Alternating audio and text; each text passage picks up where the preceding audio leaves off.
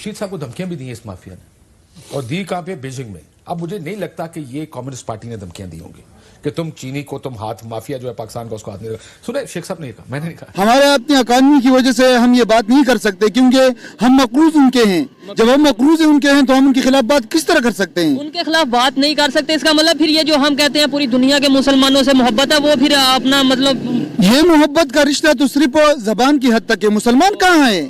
मुझे बीजिंग में sugar mafia ने धमकी दी और चीनी का माफिया, मैंने बर्मला प्राइम मिनिस्टर के सामने ये बात कही है कि चीनी के माफिया ने ये फैसला हुआ कि सब्सिडी नहीं दी जाएगी चीनी को। मेरा वैसे चाइना आना जाना भी काफी रहा है और चाइना के मुसलमान बड़ी मुश्किल में रहते हैं। जितना आप हम समझते हैं ना कि चाइना हमारा दोस्त है, चाइना सिर्फ इंटरेस्ट का दोस्त है। प्राइम मिनिस्टर मोदी की बहुत सारी पॉपुलैरिटी है उनकी भारत के अंदर, बहुत सारे उनके हक में नारे लग रहे हैं, मोदी की गारंटी जैसी बातें आ रही हैं। तो धमकी किसी ने बीजिंग में दी तो आपने काबीना को बताया, तो कोई काबीना का वजीर था, काबीना में तो खुसरो बख्तियार साहब की शुगर मिले, किसने किया है? नहीं, खुसरो बख्तियार मुझे क्या धमकी देगा? ये जो जिन्होंने प्रेजेंटेशन की वहां, उन्होंने मुझे धमकी दी और मुझे कहा कि देखेंगे अगला इलेक्शन तुम कैसे जीते हो। और सियासी जमातें उनको वोट देती हैं, ये भी एक चीज पाकिस्तान में डिस्कस की जा रही है। जजों को लेटर आ रहे हैं, बीच में व्हाइट पाउडर आ रहा है। पाकिस्तान में थे बनाना रिपब्लिक की चल रही है। इनके तो अपने हल्के खुल जाएं तो मेरे महबूब कयामत होगी, आज रुसवा तेरी गलियों में मोहब्बत होगी। इंटरेस्ट का दोस्त, चाइना को हमसे मतलब है और वो मतलब की जगह चाइना के मुसलमानों का हाल मेरे ख्याल दुनिया की सबसे बुरे हाल है। दिन मेरे पास जो आसपास लोग होते हैं, कोई सारा दिन को कहता है 400 नंबर होंगे, कोई कहता है 370 नंबर होंगे, तो सारा दिन आजकल यही डिस्कस मैं आधा दिन करता हूँ। पाकिस्तान में भी आपको पता है मिनॉरिटीज पे बड़े मजालम हो रहे हैं। हकीकत बात ये है, और मिनॉरिटीज की पाकिस्तान में जो है वो जीना दोबर किया हुआ है। जिस तरीके से मोदी साहब ने G20 और ब्रिक्स को यूज किया अपने भारत को प्रमोट करने पे, मेरे ख्याल में, और जिस तरह के उन्होंने सक्सेसफुल दौरे किए, इन्हें लोकल ये छोटी चीजों में इन्वॉल्व भी नहीं होना चाहिए था। मेरा सियासत पाकिस्तान में घटिया और नीच है। सियासत हमारे आका की सुन्नत है। क्या था जब वापस पलट गए, और सुभान अल्लाह। ये पब्लिक सारी चीजें टीवी के ऊपर मौजूद है, इसकी रिकॉर्डिंग मौजूद है। चीमा साहब, उन्होंने फरमाया था कि यहाँ से लोगों को निकाल के किसी अफ्रीकन कंट्री में ले जाया जाए। ये देखेंगे आपके मुल्क के इंटरेस्ट को आप देखते हैं ना, जब आपके हुक्मरान बोलते ही नहीं है, वहाँ क्या आंधे हैं हम लोग।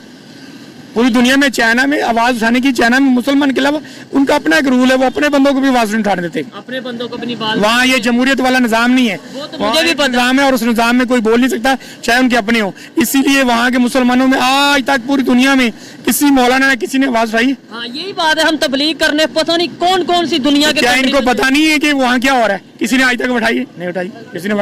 नस्ल कशी की जा रही है वहाँ, सब कुछ खत्म। वहाँ इजाजत ही नहीं सर। इस तरह वो जो उन्होंने मखसूस एरिया दिया, उसके अलावा चिड़ी पार नहीं मारने देते, वो मार देते हैं।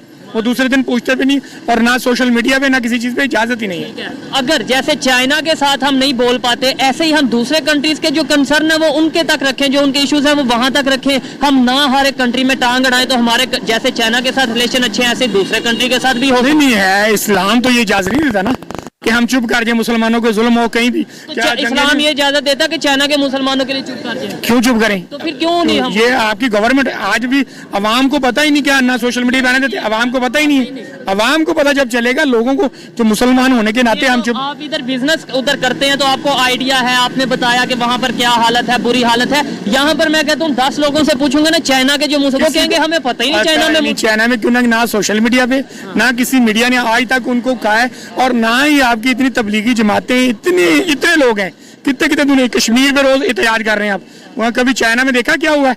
क्या मुसलमान के जुल्म किसी ने उठाया? चाइना के मुसलमान अच्छी कंडीशन में होंगे या इंडिया करते हैं, इसलिए बोल नहीं सकते सारे। चाइना के मुसलमान अच्छी कंडीशन में है या इंडिया के? मेरा ख्याल तो इंडिया में फिर भी थोड़े से हकूक होंगे, चाइना में ये इजाजत नहीं है। बेहतरी कैसे आ सकती है ये बता दें। बेहतरी दीन से आती, इस्लाम से आती, वो हम चाहते नहीं। हम नाच गाने के पीछे लगे हुए, दीन से आएगी, जिस दिन भी आएगी कुरान से आएगी। आपका चाइना में कारोबार है, आपको क्या लगता है जो ये इशू है ठीक है? हो गया इस वक्त, कोई बात नहीं, हमें नहीं चाहिए, हमें अपना मुल्क चाहिए। वो ठीक है, जब तक कर रहे थे आप कारोबार चाइना के साथ, वो ईमानदार है, कारोबार में ईमानदार है या फ्रॉडी है? तो पाकिस्तानियों ने बड़े ना। अच्छा, फ्रॉडी है तो पाकिस्तानियों से बड़े हैं। इसका मतलब है अगर प्राइम मिनिस्टर आगे नवाज शरीफ साहब 2013 में वो भी लेट गए, उन्होंने कहा भाई नहीं, हम ये गैस पाइपलाइन नहीं ले सकते। फिर देन एक और प्रोजेक्ट हमारे थम्मे मथे लगा दिया गया, ये Turkmenistan Afghanistan Pakistan India gas pipeline, इसे तापी बोलते हैं, ठीक है जी। ये जो प्रोजेक्ट है, ना अफगानिस्तान ने ठीक होना, ना पाकिस्तान में गैस आनी, ना पाकिस्तान इंडिया के ताल्लुकात ठीक होने, तो ये चीज़ ऐसे की ऐसी पड़ी रहेगी। ये जो क्वेश्चन है ये बड़ा हमारे लिए कोई अच्छा नहीं है कि हम अपने लोगों के हक में फैसले नहीं कर पा रहे। लेकिन अगर आप हुकूमत के कुछ लोगों से पूछें, वो कहते हैं लोगों के हक में ही तो फैसला कर रहे हैं, अगर ये गैस लेंगे तो फिर सैंक्शंस लग जाएंगी। तो जब सैंक्शंस लगती हैं तो ऐसा क्या करना चाहिए कि सैंक्शंस ना लगें? ये सवाल तो आता है ना कि ऐसा हम क्या करें कि हमारे ऊपर सैंक्शंस ना लगें। तो ये वही है, फिर एक इकोनॉमी वाला क्वेश्चन है। अपनी इकोनॉमी पे फोकस करें, अपने पेट पे जिसे कहते हैं ना पत्थर बांधें, और पत्थर बांधने के बाद, लेकिन यहाँ पे कोई पत्थर बांधने को तैयार नहीं है, क्योंकि अगर आप पत्थर बांधते हैं, आप ये काम करते हैं कि जी आपने पत्थर बांधने हैं, तो फिर आप तो भूख से मर जाएंगे। और ये सारी एलीट बैठी हुई है, ये वो एलीट है जो 17-18 अरब डॉलर सालाना एज पर यूएनडीपी रिपोर्ट ऐसे ही खर्चा कर देती है अपने ऊपर ही, अयाशी मयाशी कर लेती है हल्की फुल्की टैक्स पेयर मनी से।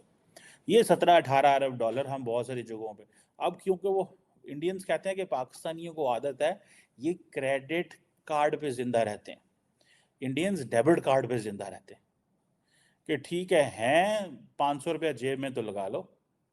हमारी जेब में 500 होता है, लगाते हैं हम 5 लाख हैं, उल्टा हम उल्टा जो है वो कर्जे लेते। इसीलिए तो अगर 14-15 ट्रिलियन का आपका टोटल बजट है, तो उसमें 7 ट्रिलियन तो बैंक की इंटरेस्ट पेमेंट्स हैं, इंटरेस्ट पेमेंट्स हैं। मतलब अभी आपने और कुछ नहीं करना।